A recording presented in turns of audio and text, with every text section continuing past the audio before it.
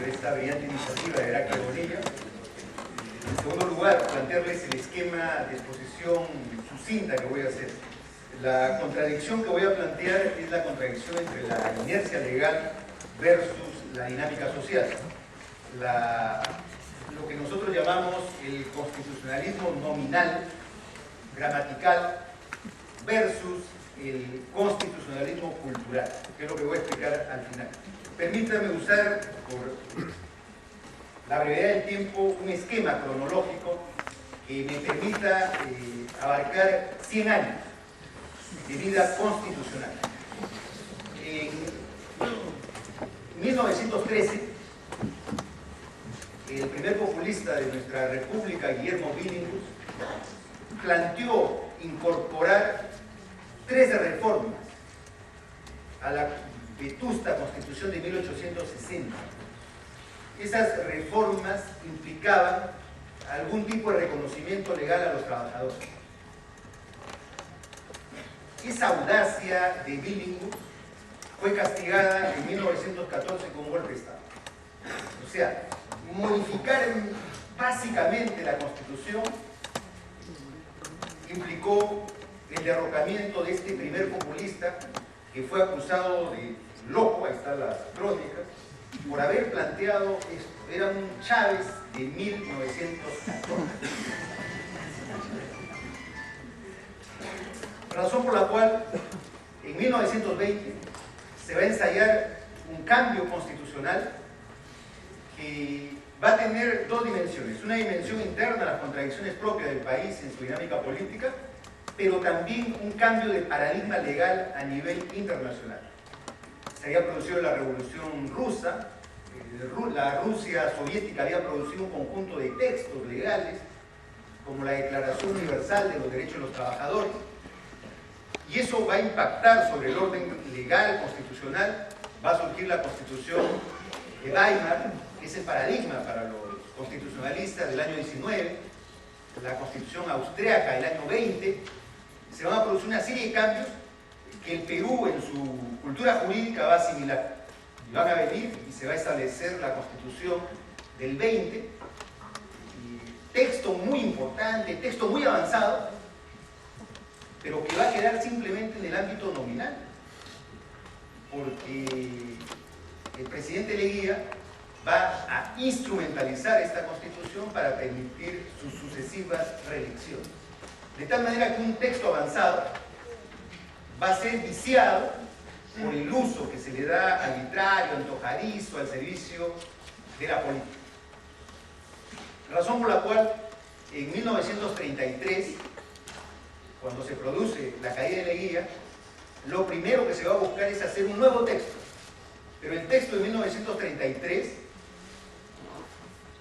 no se diferencia casi nada de la Constitución del 20, salvo el tema de la reelección y algunos otros tópicos. Pero el modelo sigue siendo el mismo, porque no hay paradigma constitucional alternativo, no se han descubierto otras cosas. Es la igualdad, la libertad, la propiedad, siguen siendo los paradigmas universales, y el Perú coge esos paradigmas. Pero el problema no estaba en el texto constitucional. A poco de promulgar y suscribir la Constitución del 33, a las 3 semanas el presidente Sánchez Cerro va a ser asesinado. Y entonces, justamente desde la muerte de Sánchez Cerro, el inicio, desde la forja de esta Constitución, se va a vivir el desfase entre un orden nominal que nos plantea libertad, desigualdad, y un orden político de vertiente autoritaria, muy permanente, que va a hacer que la Constitución nunca haya sido derogada. Esto lo subrayo. La Constitución nunca fue derogada, la Constitución del 33, pero jamás tampoco fue acatada. Como todo cosa legal acá. Y yo planteaba, en mi esquema de trabajo, y le he presentado la ponencia a Heraclio, es que el año 48 marca una ruptura normativa, conceptual y política en relación a este tema. En el 45 se elige a Bustamante Rivero, gana con el 66% de los votos, y busca aplicar una constitución que nadie había aplicado. Y cuando busca aplicar, vienen los problemas técnicos, estructurales, de un orden constitucional que exige convivir con el diferente. Y vienen pues, de un lado, la inercia legal, y de otro lado, una versión jacobina, que la representaba el APRA, que busca los cambios más rápidos, más urgentes, más inmediatos, en la perspectiva de lo que ocurría en América Latina, que eran las revoluciones nacionalistas que se daban en Bolivia, que se daban en Venezuela y que impactaban en el Perú. De un lado, el presidente Bustamante plantea un modelo de reforma constitucional en el año 48. Plantea la primera gran reforma a la Constitución del 33. Lo que él pide es que recurramos a los mecanismos de la democracia directa. Y ese tema va a ser prescindido por la izquierda, el APRA en ese momento, la izquierda radical, revolucionaria, y el APRA va a seguir su propio curso. Y el 3 de octubre de 1948, el APRA se va a insurreccionar, prescindiendo de la Constitución, subestimando una versión leninista del orden legal, y el 3 de octubre va a fracasar este intento revolucionario que se proponía, lo dicen las memorias de Villanueva del Campo, que se proponía pues hacer un cambio radical de las estructuras económicas y legales. Y ante este fracaso, el 26 de octubre de ese mismo mes se produce el golpe de Estado de la derecha, se lo encabeza Odría, ¿no? Y Odría da el traste con Bustamante y da el traste con el APRA. Odría no cambia la Constitución, no la modifica, la mantiene, que era la tradición de los gobiernos peruanos, pero a partir del año 48, ya en el escenario internacional, se va a producir cambios significativos. El 10 de diciembre de 1948 se da la Declaración Universal de los Derechos Humanos, documento paradigmático que va a marcar un nuevo ciclo legal a nivel mundial. Este nuevo ciclo sí va a traer nuevos paradigmas importantes. A nivel internacional va a surgir la Constitución italiana de 1948, que va a traer desarrollado el concepto de trabajo. La Constitución italiana en el artículo primero dice: Italia es una república basada en el trabajo. ¿No? Esto para los modelos constitucionales precedentes va a ser importante porque se va a incorporar un tema que carecían las constituciones. En el año 49 se va a dar la Ley Fundamental de Alemania, y la Ley Fundamental de Alemania va a establecer un programa de convivencia con el reconocimiento de los partidos políticos, con el reconocimiento de la dignidad. Se toma de la Declaración Universal del 48 el tema y se incorpora el concepto de dignidad, que no estaba presente en ninguna constitución peruana. En ninguna de las constituciones presentes va a estar el concepto de dignidad, que ya aparece con la Ley Fundamental del año 49. Y en el año 1958 se va a dar la Constitución francesa de la Quinta República, que es una constitución que incorpora la segunda vuelta electoral. Estoy mencionando algunas figuras que luego el constitucionalismo peruano va a asumir. Y el tema de un hiperpresidencialismo frenado. Entonces van a aparecer un conjunto de instituciones que van a ser incorporadas al orden jurídico latinoamericano. Y en el año 78 se va a dar la Constitución española, que va a ser también un paradigma para Hispanoamérica. La Constitución española va a ser la síntesis estructural de lo que van a asumir la mayoría de constituciones de América Latina. Pero al lado de los textos constitucionales va a surgir un frondoso sistema normativo supranacional. Va a surgir el Pacto Internacional de Derechos Civiles y Políticos del año 1966. Ese mismo año va a surgir el Pacto de Derechos Económicos y Sociales del año 1966. Menciono estos textos porque muchas de las demandas de los trabajadores, muchas de las demandas políticas que se han planteado en los últimos 20 años provienen precisamente de estos pactos. Y en el año 69 se va a suscribir la Convención Americana de los Derechos Humanos. Lo que va a ocurrir es que va a haber un cambio de paradigma normativo, constitucional, van a haber demandas subjetivas en el orden legal distintas a las que existían con la Constitución del año 33 o la Constitución del año 20. Razón por la cual va a surgir, a pesar de la Constitución o contra la Constitución, una sociedad que demanda derechos. Y allí creo que viene el tema de este seminario. ¿Qué ha pasado en estos 50 años?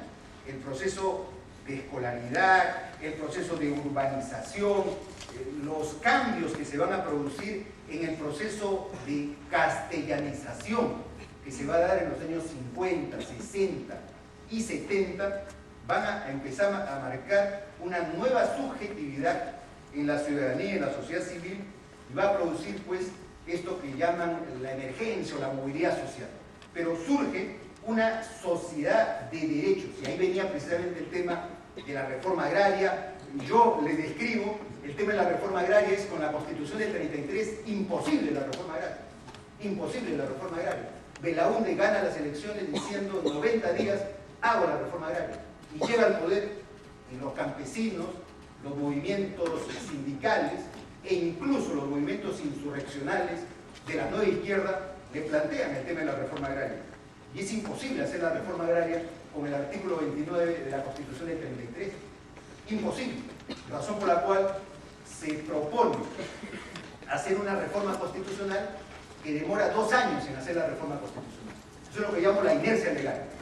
Una inercia que casi llega al año 65, cuando se produce el movimiento de Luis de la Fuente Uceda.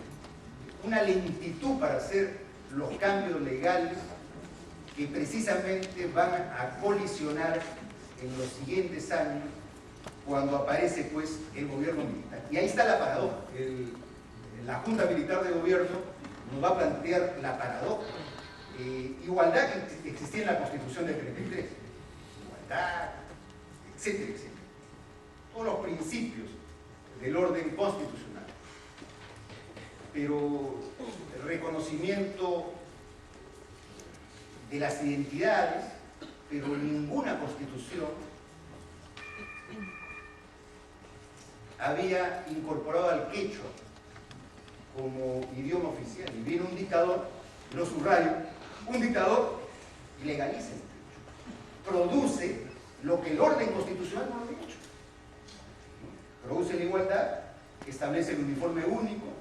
El uniforme único es la condición previa de la igualdad subjetiva de los escolares. Si no existe esa igualdad básica, entonces ¿de qué orden contemporáneo, integrador podemos hablar? Entonces el dictador Velasco incorpora lo que yo llamaría una constitución cultural, o sea, algo que todos demandaban, pero no aparece en el texto gramatical. Y se incorpora un conjunto de elementos, incluso el tema de la reforma agraria, Velasco lo hace más radical que la tímida reforma belaundista del año 64. Entonces, aparece con legitimidad un orden de facto, pero que estaba empatándose con esta cultura o sociedad de los derechos que ya existía, y surge pues esto que hasta el día de hoy todos nos reclaman, ¿no? El joven, el niño, mi hijo me dice, tengo derechos, todos tenemos derechos, ¿no? No conoce la Constitución, pero tengo derechos. En el orden subjetivo, reclamar, tengo derechos. En ese contexto de cambios normativos, de acelerado proceso de cambios subjetivos en la sociedad, era inevitable una nueva constitución en el año 79. No quiero discutir los formalismos, eso déjenlos para nuestro seminario de abogados que tenemos acá siempre, todos los días hay seminario de abogados, ¿no? ¿Por qué se cambia? ¿Por qué no se debe cambiar?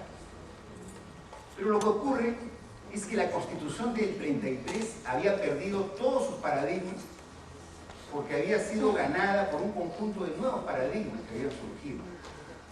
Entonces estaba totalmente desfasada. Era la Constitución del 33, el artículo primero señalaba que era la República. Y el orden constitucional moderno empezaba con los derechos fundamentales. Los derechos fundamentales en la Constitución del 33 estaban al final, no al inicio.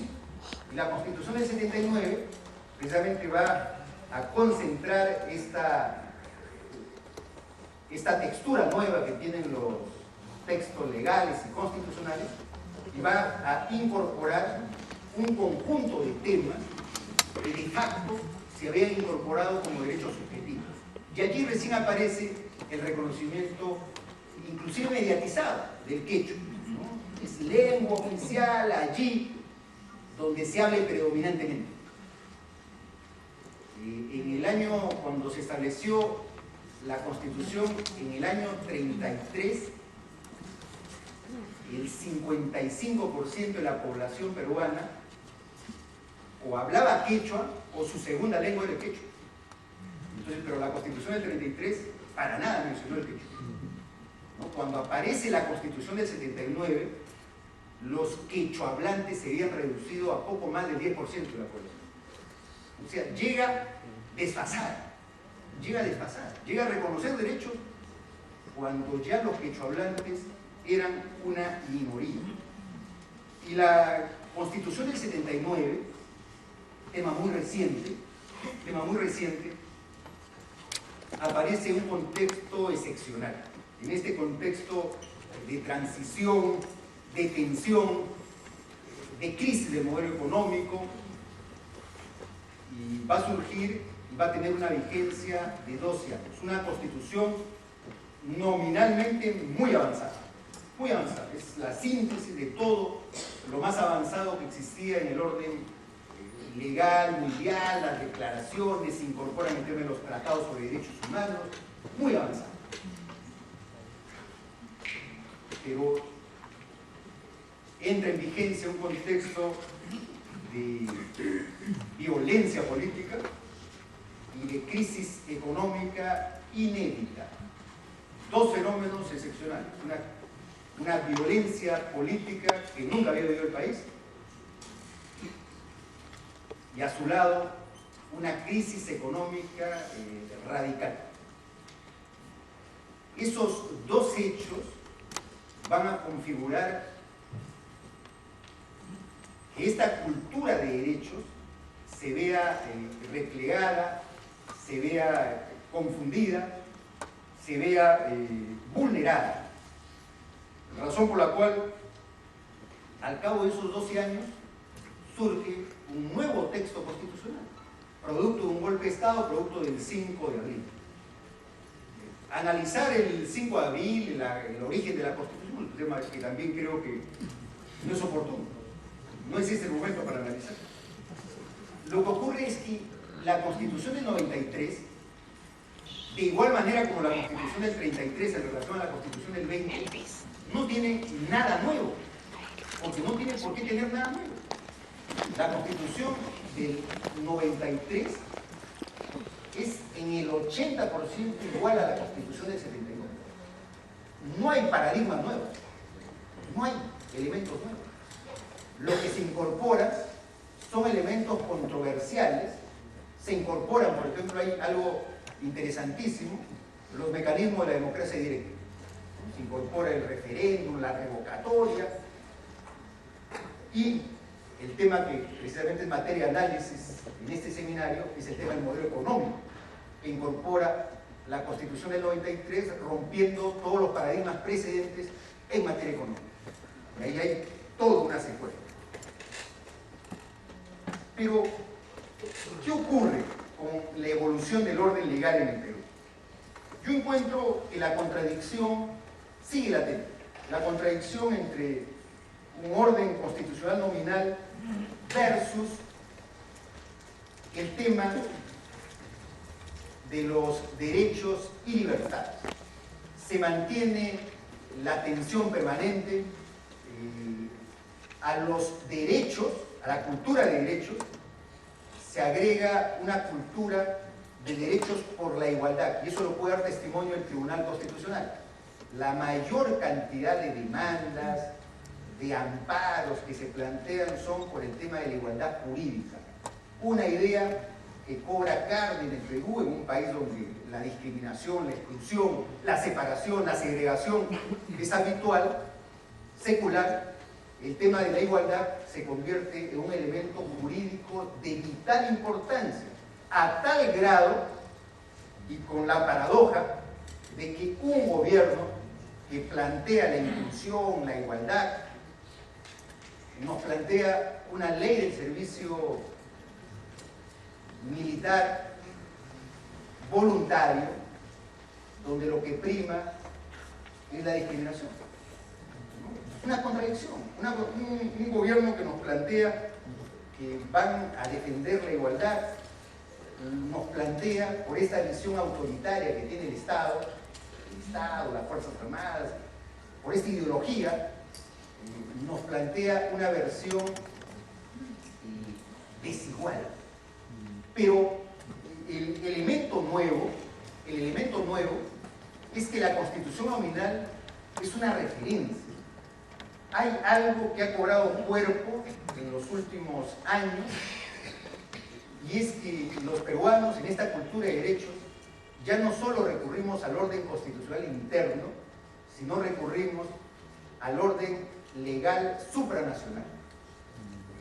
El tema de la ley de consultas previas, por ejemplo, es un convenio internacional de la OIT, donde los sindicalistas, los trabajadores, los pueblos nativos recurren a este instrumento, yendo más allá de la Constitución nominal. Y también en este mismo contexto aparece el tema de la Comisión Interamericana de Derechos Humanos y la Corte Interamericana de Derechos Humanos. Eso no existía con la Constitución del 33, era incipiente con la Constitución del 79. Y entonces aparece, al lado del texto nominal, aparece lo que nosotros denominamos la Constitución jurisprudencial o la Constitución convencional. Está más allá del orden nominal de la Constitución interna. Entonces, los peruanos, los sindicatos, las ONGs recurren permanentemente a las instancias internacionales para ventilar el tema de los derechos fundamentales internos. Ese es un elemento nuevo que va a ir en crecimiento, que va a ir en expansión. Ese es un elemento que no existía en la Constitución del 33 y aparece incipiente en la Constitución del 79. Pero además, en los últimos años aparece un empoderamiento de derechos y aparece la revocatoria, aparece la remoción de autoridades como un elemento importante. No hago juicio de valor si es bueno o malo aplicar en determinada coyuntura, sino que la sociedad aparece apoderándose de esos instrumentos y dice: ¿por qué solo revocatoria a los alcaldes? ¿Por qué no revocatoria más allá? Entonces aparece una cultura dinámica que, más allá de las controversias políticas internas o coyunturales, tiene que tomarse en cuenta precisamente para actualizar el orden constitucional. El orden constitucional hoy día nos remite, y con esto concluyo, nos remite al tema del poder constituido. ¿Qué es un orden constitucional? Es un orden basado en la soberanía popular, en las demandas sociales que tienen que ser atendidas por los grupos de interés, los grupos políticos. Esa es la contradicción que aparece permanentemente en nuestro medio. La instrumentalización de la Constitución para servir a intereses coyunturales o políticos, de un lado, y de otro lado, la demanda social que exige que se apliquen normas, que la democracia se radicalice en muchos casos, que la democracia se radicalice y el sistema político inerte no reacciona ante este tipo de demandas. Nosotros el día de hoy, además, cuando vemos las emergencias que han ocurrido en América Latina, y por ejemplo la Constitución del Ecuador incorpora que dentro de sus derechos fundamentales está el ama aquella. La Constitución del Ecuador recoge algo sociológico. La Constitución del Ecuador recoge algo importante que ninguna Constitución peruana ha recogido. La Constitución del Ecuador señala que el ama aquella forma parte de los deberes y derechos fundamentales de los ecuatorianos.